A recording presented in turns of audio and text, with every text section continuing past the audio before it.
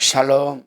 오늘은 민수기 6장 1절로 27절의 말씀을 나누도록 합니다. 민수기 6장은 나실인에 대한 내용을 담고 있습니다. 나실인은 하나님께 구별된 자를 뜻합니다. 본문은 구체적으로 나실인의 세 가지 금지사항을 소개하면서 말씀을 하고 계십니다. 첫째로 나실인은 포도로 만든 모든 것으로부터 구별되어야 했습니다. 본문 3절 4절입니다. 포도주와 독주를 멀리하며 포도주의 초나 독주의 초를 마시지 말며 포도즙도 마시지 말며 생포도나 건포도도 먹지 말지니 자기 몸을 구별하는 모든 날 동안에는 포도나무 소사는 씨나 껍질이라도 먹지 말지며. 아멘. 포도는 당시 가나안 사람들의 안정된 농경 문화를 상징했습니다. 그러므로 나실인은 가나안 사람들의 삶을 거부하는 의미로 포도로 된 모든 것들로부터 구별되어야 했습니다. 즉 포도로 된 것을 금한 것은 하나님만 의지하겠다는 믿음의 고백인 것입니다. 두 번째로 나실인은 머리를 잘라서는 안 되었습니다. 본문 5절입니다. 그 서원을 하고 구별하는 모든 날 동안은 삭도를 도무지 그 머리에 대지 말 것이라. 자기 몸을 구별하여 여호와께 드리는 날이 차기까지 그는 거룩한 즉 그 머리털을 길게 자라게 할 것이며 라고 말씀하고 계십니다. 나실인은 구별하는 모든 날 동안, 즉 서원한 기간 동안 털을 자를 수 없었습니다. 특별히 머리를 자르지 않는 것은 하나님께 온전히 구별된 자의 상징적인 의미로 그 기간 동안에는 머리털 하나라도 마음대로 할 수 없는 하나님의 구별된 자라는 의미를 담고 있습니다. 세 번째로 나실인은 주검을 만져서는 안 되었습니다. 본문 6절입니다. 자기 몸을 구별하여 여호와께 드리는 모든 날 동안 시체를 가까이 하지 말 것이요 라고 기록하고 있습니다. 사실 부모와 형제의 주검도 만질 수 없었습니다. 나실인은 서원하는 동안에는 하나님과의 관계나 가족관계보다 더 우선되어야 했습니다. 주검을 금한 이유는 죽음을 부정한 것으로 취급했기 때문입니다. 다만 피치 못할 사정으로 인해 나실인이 주검을 접하게 될 경우 정결예식을 통해 서원기간을 다시 시작할 수 있었습니다. 심지어 눈으로만 보아도 정결기간을 가져야 했습니다. 머리털과 수염을 밀고 속죄 제물로 번제물로 드려야 했습니다. 피치 못할 사정으로 인해 발생한 일이라 할지라도 예외는 없었습니다. 또한 7절에 보게 되면은 자기 몸을 구별하여 하나님께 드리는 표가 그의 머리에 있다고 했습니다. 여기서 표는 나실인은 구별된 자라는 표시로서 대제사장이 썼던 금관에 새겨진 문구, 여호와께 성결이라고 동일하게 새겨진 관을 머리에 썼을 것입니다. 나실인은 철저하게 서원한 기간 동안에는 하나님 외에 다른 어떤 부정한 것에도 시선조차 둘 수 없었습니다. 하나님과 사람들 앞에서 철저하고 구별된 삶을 살아야만 했던 것입니다. 또한 나실인이 서원 기간 마감할 때에도 번제와 속죄제를 드리고 그동안 자랐던 머리카락을 깎아서 제단에서 태우도록 남겨두었습니다. 서원 기간 동안 전혀 자르지 않았던 머리카락을 제물로 드려 바침으로 인해 서원 기간이 공식적으로 끝났음을 표현한 것입니다. 그리고 최종적으로 나실인은 화목제물로 수당의 어깨와 무교병 하나와 무교전병 하나를 하나님께 흔들어 드리는 요제로 드렸습니다. 그리고 제사장들과 그 가족들의 몫을 드린 다음 친지들과 함께 고기와 음식을 포도주와 함께 먹을 수 있었습니다. 이는 하나님만 바라보는 나실인으로 서원한 기간을 마치고 일상으로 돌아왔다는 의미를 담고 있는 것입니다. 마지막으로 22절로 27절에 소위 아론의 축복으로 알려져 있는 내용이 기록되어 있습니다.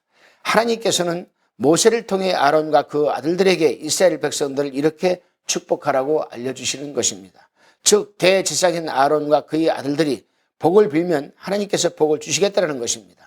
하나님의 복은 다음과 같습니다. 24절에 보게 되면은 여호와는 내게 복을 주시고 너를 지키시기를 원하시며 25절에 여호와는 그 얼굴로 내게 비추사 은혜 베푸시기를 원하며 26절에 여호와는 그 얼굴로 내게를 향하여 드사 평강 주시기를 원하노라 할지니라 하라. 아멘. 바로 우리 그리스도인들은 이 24절로 26절에 나오는 이 복을 우리는 빌어주어야 할 것입니다. 하나님께서 주시겠다는 복이 무엇입니까? 일방적인 사랑입니다. 이는 복을 주시고 지켜주시고 얼굴로 비춰주시고 은혜를 베풀어 주시고 얼굴을 향하여 주시고 평강 주시기를 원하시는 아버지 하나님의 일방적인 사랑인 것입니다. 자녀를 향한 부모의 일방적인 사랑이 바로 대제사장인 아론과 그 아들들이 이스라엘 백성들에게 줄 축복기도였던 것입니다. 오늘 본문을 통해 한 가지 생각해야 할 것이 있습니다. 나시린은 서원한 기간 동안 하나님만 바라봐야 하는 구별된 사람들이었습니다. 부와 안정을 상징하는 포도를 멀리하고 자신을 살피고 단정하는 것을 상징하는 머리를 다듬지 않고 기르고 피치 못할 사정들과 가정사까지도 뒤로 하는 것을 상징하는 죽음을 멀리하는 기간을 통해 나시린은 하나님께만 집중했던 것입니다. 그리고 이 하나님께서는 모세를 통해서 아론과 그의 아들들에게 축복기도를 하라고 명령하셨던 것입니다. 그들이 해야 할 축복이 무엇입니까? 하나님의 일방적인 사랑을 받는 하나님의 자녀들로 살아가라는 것이었습니다. 자녀들을 향한 아버지와 어머니의 일방적인 사랑을 빌어드리는 것이었습니다. 우리 오늘 화평방송을 통해서 이 새벽 미명의 시간에 말씀으로 하루를 시작하는 우리 시청자 여러분, 우리의 일상을 한번 되돌아보시기를 바랍니다. 과연 우리는 얼마나 나시린처럼 구별된 시간 동안 하나님께만 집중하고자 하고 있습니까? 주일을 비롯한 공적인 예배를 온전히 성수하고 있습니까?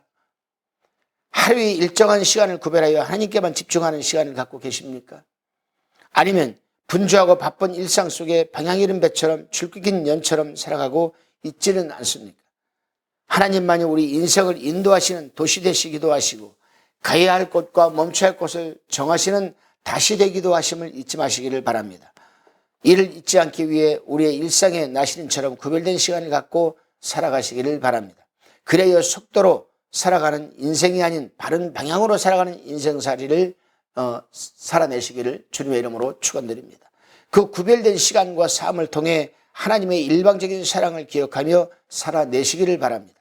그때야 비로소 우리의 삶은 자기 욕망의 억압과 근시안적인 사회의 태도로 인해 절망과 좌절과 자포자기 나락에서 살던 하반신 마비자 같은 그런 거리를 일으켜 세우신 하나님의 능하신 손길을 경험하고 체험하게 될 것입니다. 기도드리겠습니다. 주님, 우리의 오구감을 주관하시는 하나님의 다스 우리의 인생을 맡기고 살아가게 하옵소서. 그래야 소망 없이 살아가는 인생이 아닌 새로운 미래의 미문으로 인도하시는 하나님의 일방적인 사랑을 인해 속사람이 강건한 저희들이 되게 하여 주옵소서. 예수 그리스도 이름으로 기도드리옵나이다. 아멘.